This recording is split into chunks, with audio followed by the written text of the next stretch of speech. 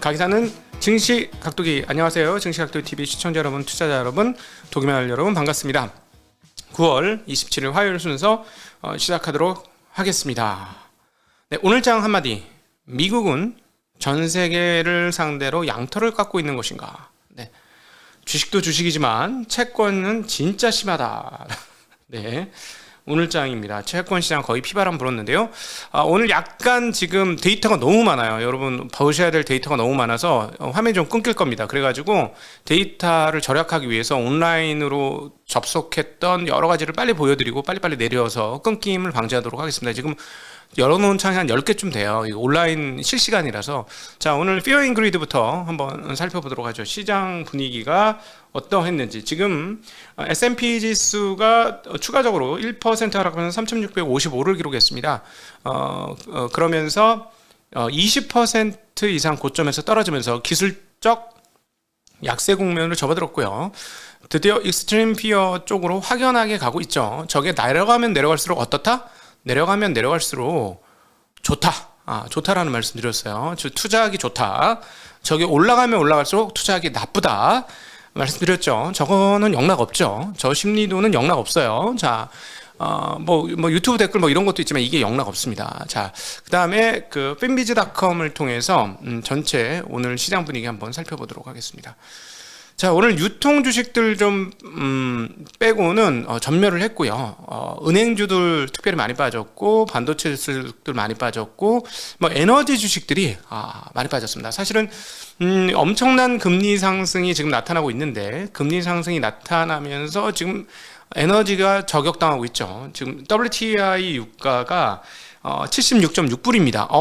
이거 웬일이야? 70달러까지 해서 70달러 깨질 수 있어? 막 이런 생각을 했었는데 현재 분위기는 가능도 한 것 같아요. 이렇게 되면서 연준이 수요를 잡기 위한 금리 인상을 통해서 공급까지 잡고 있는 놀라운 상황들이 지금 벌어지고 있습니다. 자, 이제 그 현재 공포감들을 이제 보여주는 VIX 지표를 어제 보여드렸었는데요. 자, VIX 지표 한번 살펴보도록 하겠습니다. 자, VIX 지표 저도 살펴볼게요. 자, 1년짜리로 한번 볼게요. 아니야, 이거 맞나? 맞네. 예. 32.16 맞죠? 32.16 나오면서 근래 고점을 향해서 가고 있습니다. 조금 더 길게 볼까요? 예, 데이터 물론, 요때가 뭐죠? 예, 코로나 때예요. 자, 코로나 때 이후로는 지금 가장 높은 VIX 지수가 지금 나타나고 있죠. 자, 이거는 제가 이 꼭지점들 어제 날짜까지 말씀드렸어요. 요 꼭지점은 그 단기적으로 주가 바닥이었다. 대부분 너무 높은 확률로 거의 확률로 한 일주일 정도의 시간차를 두고 뭐 당일날 그런 경우도 있지만 일주일 정도 시간차 안에 지수 저점이 나왔다. 근데 지금 여기까지 찍었다라는 말씀 드렸는데요. 자, 요거를 또 우리 레피킥에서 하나증권에 요거를 또 요것만 따로 셀렉해서 뽑아놨어요. 그래서 요렇게 지금 저점으로 가면 지수 저점과 동행한다는 거죠. 요거를 이제 이 차트를 뒤집어 가지고 이렇게 분석을 해놨습니다. 그래서 저 빨간 선 아래로 가면 주가 이제 폭락했었을 시기인데 지금 상황이 그렇다라는 거 보여주고 있습니다. 네, 아주 뭐 생각하는 게 비슷하네요. 투자자들이 저런 거 만들어내고. 자, 어쨌든 시장은 영국에서부터 시작했습니다. 야, 참 영국. 우리가 이제 지난번에 영국의 그 소비자 CPI가 어느 정도 나왔다, 엄청 높게 나왔다 이런 얘기는 드렸었죠.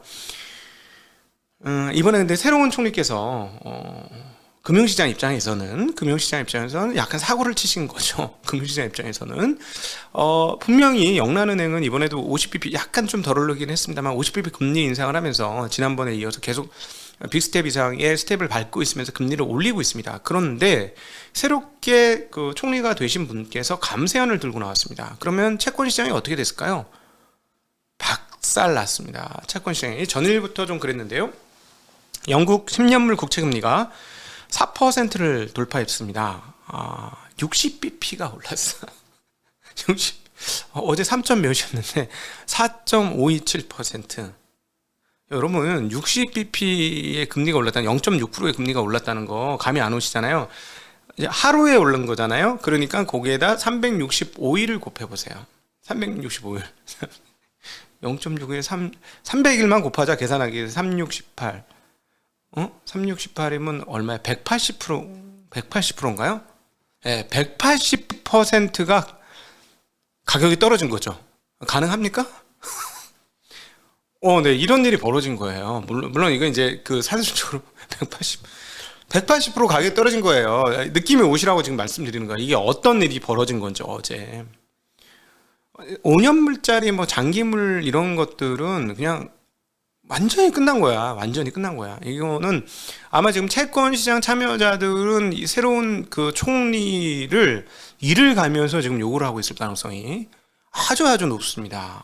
막 지금 욕지거리 천지일 거예요. 그쪽 트레이딩 룸은. 그리고 아마 이렇게 되면은 회사 중에서 문제가 생기는 회사들도 있을 수 있을 정도로, 채권 트레이딩 하는 회사는 그 정도로 큰 폭으로 가격이 바뀌었고요.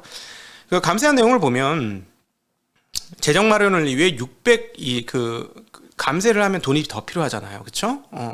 돈을 못 걷으니까 돈을 더 필요한데, 그러면 세금을 해서 걷어야 되는데 세금을 깎아주니까 세금에서 못 걷으면 어디서? 네, 채권을 발행해야 돼요. 채권을 발행해야 되기 때문에 620억 파운드 가량이 필요하다. 620억. 한국 돈으로 얼마입니까? 620원이면 한 80조, 70조가 훨씬 넘는 돈이죠. 80조를 향해 가는 그런 돈을 채권을 발행해야 된다. 난리 났죠. 그래서 영국의 이제 그 영국 국채를 길트라고 부릅니다. 아주 그냥 투매가 나와서 60bp.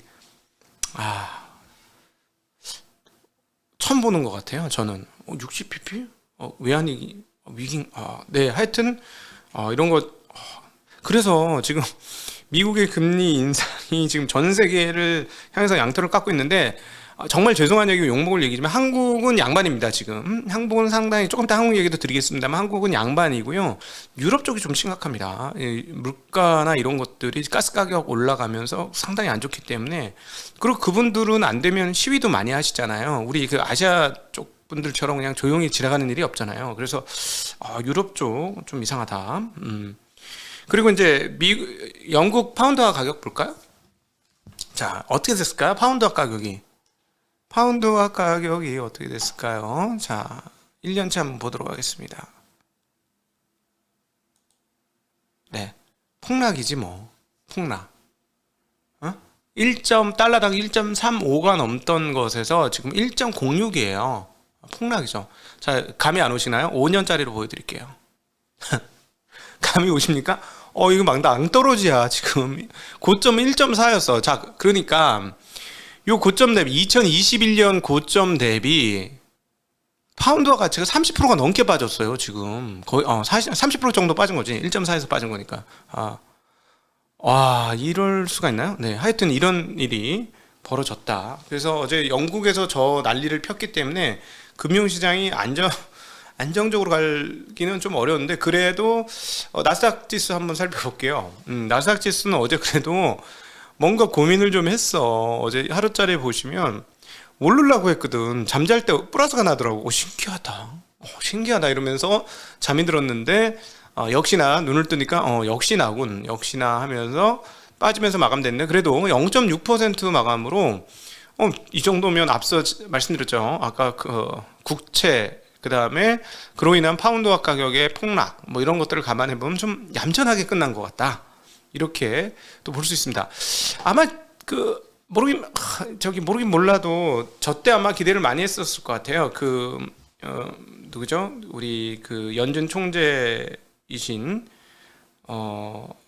갑자기 이름이 생각 안 나네. 네, 그 연준 총재 로레타 메스터가 아니고 누구였지? 라파엘 보스틱 그분이 하실 때는 아마 시장이 기대를 많이 했었던 것 같고, 다른 분들의 발언에 의해서 기대에 찬물이 끼얹어지는 그런 상황이 온 것이 아닌가, 그렇게 보여집니다. 자, 그러니까 상황이 이러니까 파운드고 뭐고 다 필요 없고 이제 달러, 그리고 달러를 갖고 있으려면 국채로 가는 거죠. 도피를 해야죠. 그러니까 어떤 일이 벌어지느냐, 거기에다가 연준의 인사들의 태도는 전혀 바뀌지 않았습니다. 그러니까 연준의 미국 국채의 금리가 엄청나게 올라가는 상황이 벌어졌죠. 그래서 채권 시장이 고스란히 영국 파운드와 gilt채의 투매 현상에 노출되면서 미국의 채권 시장도 피바람이 불면서 채권 패닉장이 연출이 되었습니다. 어제 아시아권에서 먼저 한국 시장에서 패닉이 벌어졌었죠. 전일 3년물 한국 국채 금리가 하루에 30bp 이상 금리가 올랐었습니다. 30bp 이상 올랐는데 이 수준이 어느 정도냐? 어제 투자자 입장에서는 다행한 점으로 윤여삼 우리 채권 전문가께서 나오셔가지고 연합인포에서 대담했는데 도대체 이게 어느 정도예요? 제가 도대체 이렇게 빠진 적이 언제예요? 라고 물어봤더니 2008년도 금융위기 이후 처음이었고요. 제가 이제 채권 가격 메커니즘은 잘 모르는데 아마 5년짜리니까 이렇게 될 건데 170원짜리가 100원이 날라갔다. 그렇게 보시면 됩니다. 이렇게까지 표현을 하시더라고요, 어제. 그러니까 어마무시하게 가격이 한국에서 떨어졌고요. 미국도 마찬가지입니다. 2년물 국채금리가 4.3%를 돌파를 하면서 패닉에 빠졌고요. 10년물 국채금리도 엄청나게 올랐습니다. 자, 어느 정도나 올랐느냐?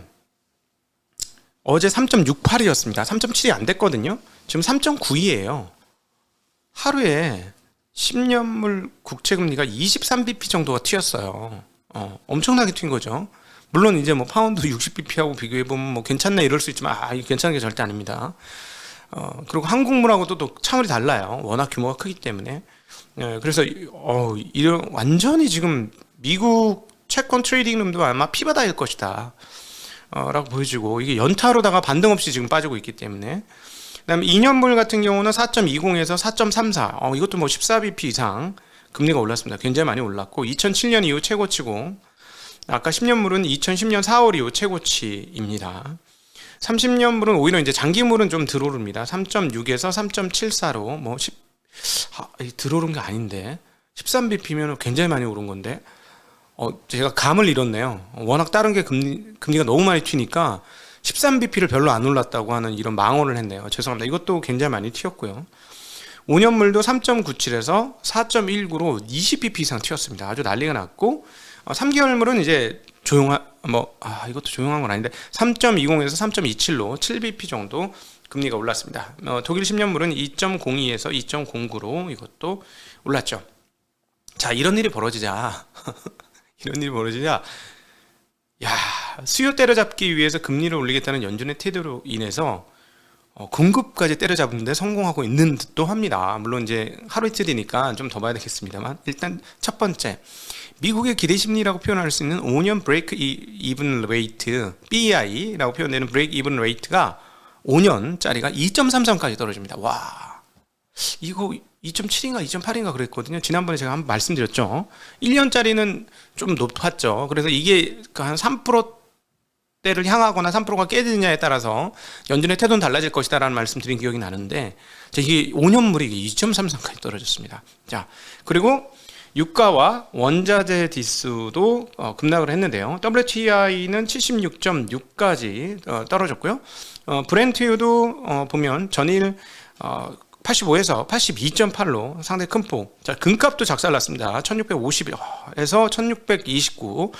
자산 배분의 일종으로 금을 하는데, 오히려 지금은 자산 배분하신 분이 녹았어요. 채권 일부, 지금 한국에서 투자하신 분은 환으로 인한 수익 외에는 다 박살났습니다. 채권이 아주 몰락을 했고요. 주식시장도 크게 떨어졌고요. 미국 기준. 지금 금도 상당히 많이 빠지면서 자산 배분이 무용지물이 되는 그런 상황. 환 바꾼 거 외에는 무용지물이 되는 그런 상황들이 펼쳐졌고, 자, 구리 가격이 얼마 전에 만두 찍었었는데, 이거 8,000 깨졌다 해서 7,678이었는데 7,307로 크게 떨어졌습니다. 반면에 정말로 신기한 거는 비트코인은 가격을 지키고 있어요. 비트코인 최악의 경우는 비트코인이 일종의 밈의 대표니까 그 전 가격, 올라오기 전 가격까지 떨어지는 거 아닌가, 완전 무효화되는 거, 이번에 상승 랠리가 무효화되는 거 아닌가라고 봤는데, 일단 19,000달러에서 상당히 강력한 지지력을 보여주고 있습니다. 18,800에서 19,140대로 지금 올라 있는 거고요. 자, 드디어 중요한 공급 쪽 흐름이죠. 천연가스 가격이 넥라인이 깨지기 시작합니다. 자, 이거 조금 더 봐야 되긴 하는데 보여드릴게요. 계속 말씀드렸습니다만 일단 첫 번째 요 라인은 깨졌다. 요 라인은 깨져서 이제 200이 깨지고 내려와서 이제 다음 구간이 이제 요쪽 고점과 요쪽 고점이 있는 요 부근, 이게 이제 180 유로 내외였는데 요 가격이 지금 깨지기 시작합니다. 예, 요 가격이 깨지면서 지금 173유로까지 빠져 있는 상황이에요. 자, 여기서 추가로 조금만 더 하락을 해준다면 복원을 시도할 겁니다. 복원을 단기간에 복원을 하면서 요 넥라인이 위로 올라오지 못한다면 기술적으로는 하방을 탈 수도 있다. 하방을 탈 이유는 없는데, 겨울이 오니까. 그쵸? 우리가 이제 상식적으로 보면 하방을 탈 이유는 없는데, 이 차트상 기술적으로는 하방을 탈 가능성이 상당히 높다. 이건 결국은 이제 경기 침체하고 유럽 경기 침체 이런 것들이 반영이 되는 그런 과정이 녹아 있다. 그리고 이제 요 가격은 좀 비정상적인 가격이었다라고 인식을 한다면 여기서 이제 지지라인이 깨지면서 하방으로도 갈 수 있는 요건이 되겠죠. 어쨌든 오늘 재미나게 원자재 가격은 뭐 이것뿐만 아니라 니켈 5.3% 하락, 알루미늄 1.7% 하락, 미국 소맥 2.3% 하락, 옥수수 1.5% 하락 등등등 하면서 모든 원자재 가격도 대체적으로 다 내리는 그런 흐름 보여줬습니다. 지금은 너무 많이 떨어져서 새롭게 돌아가는 시장에서는 조금 반등을 시도하고 있는 흐름도 확인할 수 있습니다. 자, 이제 끝이 아니고, 자, 이제 큰일 났네. 시간이 없네. 시간 다 갔네. 자, 지표 발표가 있었는데요. 댈러스 연준의 제조 활동 지수가 나왔습니다. 9월치가 나왔는데 마이너스 17.2가 나왔습니다. 이전에 마이너스 12.9. 악화됐죠? 자, 시카고 연준의 국가 활동 지수 8월치가 나왔는데요. 0.29에서 0.00으로 떨어졌습니다. 이제 전반적으로 활동 지수들이 지금 꺾이는 모습들 확인할 수가 있는 상황이죠. 자, 이제 중요한 포인트 중에 하나가 이제 중앙은행장들의 발언이 곳곳에서 있었는데 이것들을 한번 살펴볼 필요가 있습니다. 자, 김성수 하나증권의 애널이 정리한 내용과 인포맥스에서 제공한 내용들을 정리해 봤습니다. 이창용 한국은행부터 가죠. 이창용 총재의 기재위 발언이 있었는데요. 물가가 10월에 정점이 예상이 되는데 다만 원화 절하로 내려가는 속도가 더딜 것으로 예상되고 물가가 정점 시기도 늦춰질 수 있다라고 얘기했고, 물가가 5%대 이상 계속되는 동안 물가 중심의 통화 정책을 운용을 할 것이다. 물가 보고 통화 정책 하겠다. 금통위에서 성장률 전망도 다시 바꿔야 될 상황이다. 미국 연준의 연말 기준금리가 4.4%를 상정하고 대책을 수립할 것이다. 이 포인트 중요합니다.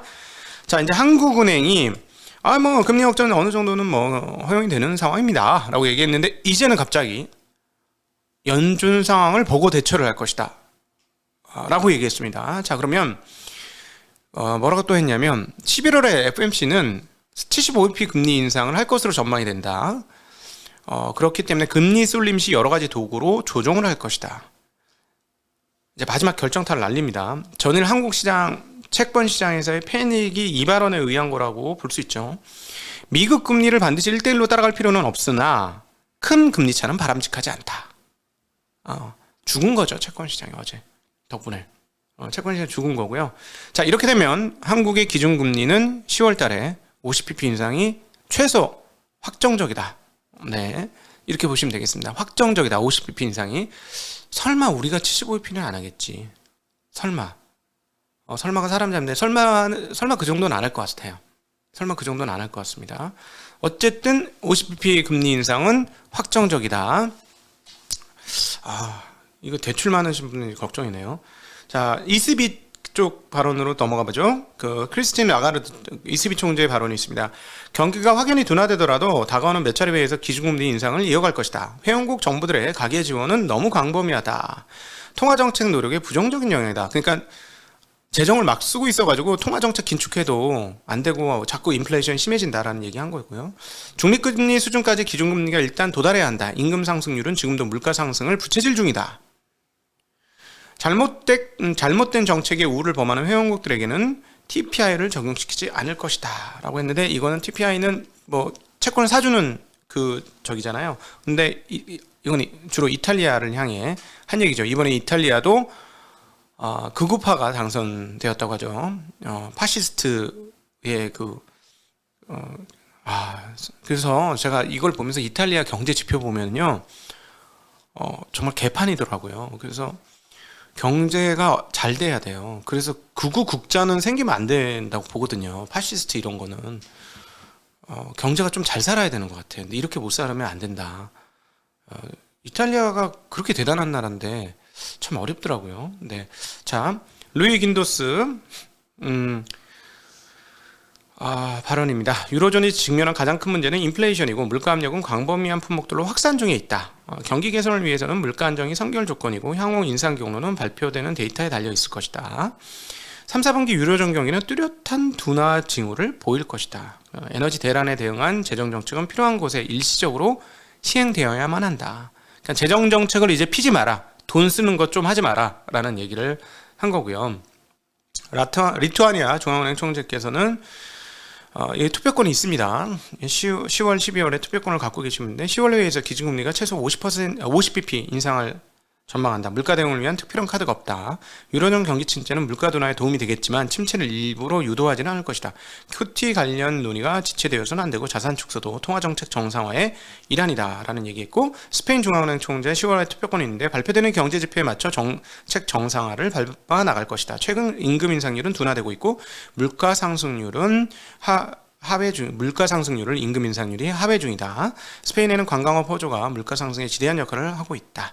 재정 지원은 필요한 부분에 한해서 한시적으로 운영되어야 한다. 이렇게 얘기했고요. 이제 영국 발언 보셔야 되겠죠. 앤드류 베일리 BOE 총재는 금융자산의 상당한 가격 책정과 관련해서 중앙은행은 금융시장 변화를 매우 면밀히 모니터링하고 있다. 그리고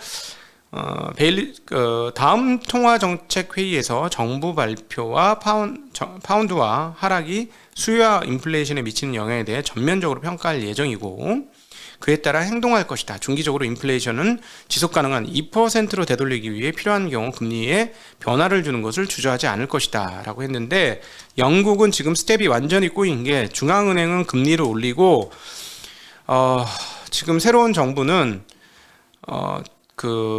세금 감면 정책을 하면서 스텝이 지금 완전히 꼬인 상태다라고 보시면 되겠고, 어제 그것이 길토와 투매로 이어진 것이다라고 보겠습니다. 자, 미국 보죠. 라파엘 보스팅 연은 총재, 가장 중요한 것은 인플레이션을 통제해야 한다는 것이다. 그렇게 될 때까지 모든 방향에서 시장에 많은 변동성을 보게 될 것이다 라고 얘기했고요. 수잔 컬린스 보스턴 연은 총재, 22년도에 투표권이 있는데요. 물가 안정을 위한 추가 긴축이 필요하고 이 과정의 일부 고용 손실은 불가피하다. 물가가 둔화된다는 뚜렷한 증거를 확인하는 것이 필요하고, 가계와 기업 재무 상황이 양호하기 때문에 금리 인상으로 인한 타격은 실제로 그렇게 크지 않을 것이다. 크지 않을 가능성이 있다. 이렇게 얘기했고, 경기의 연착륙은 여전히 가능하다고 보지만 실업률의 완만한 상승은 불가피하고 인플레이션은 고점을 지났거나 지나는 중이다 라고 얘기했습니다. 로레타 메스터 클리블랜드 연은 총재, 22년도에 투표권이 있습니다. 물가가 수용 가능하지 않을 정도로 높기 때문에 지나치게 소극적인 대응보다는 차라리 지나치게 공격적인 대응이 낫다. 물가 둔화세가 몇 달 동안 꾸준하게 이어질 필요가 있고 기대 인플레이션 안정세도 자신할 수 있는 상황은 아직 아니다. 언제든지 재상승이 가능하다. 추가 기준금리 인상이 필요하다. 자, 로레타 메스터 클리블랜드 연 총재의 발언을 통해서 우리가 읽어볼 수 있는 대목들이 몇 가지가 있습니다. 자, 미국 연준의 강력한 매파적, 이제 독사적인 이 태도를 바꿀 수 있는 중요한 방법은 몇 달 동안 꾸준히 물가 둔화가 확연히 눈에 보여야 한다는 점. 그 다음에 기대 인플레이션이 완전히 죽어야 된다는 점. 아까 5년 브레이크 이븐 레이트가 2.4까지 떨어졌다. 이건 기대 인플레이션 떨어진 거거든요. 근데 이제 5년이 아니고 제 생각에는 3년, 1년 이런 기대 인플레이션조차도 3% 또는 그 언더로까지 떨어지는 때 연준은 금리 인상의 엑셀에서 발을 뗄 것이다라는 걸 로레타 메스터 클리블랜드 연 총재의 입을 통해서 우리가 확인할 수 있는 대목이 되겠습니다. 자, 이제 물가가 떨어지려면 어떻게 돼야 되죠? 네, 렌트비가 떨어져야 됩니다. 네, 렌트비는 시간이 걸릴 것이고, 그러니까 물가가 떨어지더라도 예를 들어 8.1에서 8.3에서 8.1 이렇게 떨어져 가지고는 연준의 발이 엑셀에서 떨어질 가능성이 별로 없어 보인다. 근데 예를 들어 8.2, 8.3 하는 게 7.5, 그 다음 달에 7.0, 6.9 이렇게 해서 툭툭툭툭 떨어지면 그때는 엑셀 발을 떼겠죠. 자, 그러면 시장은 그때 환호할 것이고요. 그 전까지는 경계감들을 계속해서 보여줄 것이고, 그러나 단기적으로는 오늘 종합을 해보면 변동성 지수가 폭등을 하고 있습니다. 변동성 지수가 폭등을 한다는 것은 시장이 심리적으로 매우 경색이 되었다라는 것을 보여주고요. 자, 그러면 위기가 오느냐 안 오느냐 그것까지 확인을 해야 되는데요. 자, 제가 어제 좀 잘못 보여드렸는데 하이힐드 채권이 많이 올라가면서 금리가 좀 부담된다 라고 말씀드렸는데, 원래 이걸 보여드렸어야 돼요. 잘못 보여드렸는데 어제 하이힐드 스프레드를 보여드렸어야 됩니다. 하이힐드 스프레드를 보여드리도록 하죠. 이게 조금 화면이 작게 나왔는데, 자, 이때가 코로나 때입니다. 자, 수직 상승하죠. 일반적인 금리도 올라갑니다만 이건 스프레드입니다. 즉 기준금리와의 가격 격차인데요. 지금 올라오고는 있습니다만 이때하고 비교했을 때 어떤 위기적 그 상황이냐? 그거는 아닌 것 같다. 그죠? 그건 아닌 것 같다. 지금은 냉정하게 말씀드리면 금융적인 위기 상황까지라고 보기는 어렵다라고, 가장 그 하이힐드 스프레드가 사실 위기를 읽는데 가장 중요한 요소다 이렇게 볼 수 있기 때문에 좀 상황이 안 좋아지는 건 맞지만 이것만 가지고는 위기라고 보기에는 이게 조금 더 위로 높은 각도로 치솟아야 되는 상황이다 라는 말씀 드릴 수 있겠네요. 네, 이상으로 오늘 여러분들과 함께하는 질의응답은 가질 수가 없는 상황입니다. 시간이 너무 많이 길어져 가지고 죄송합니다. 내일 질의응답 시간을 갖도록 하겠습니다. 자, 여러분 안녕.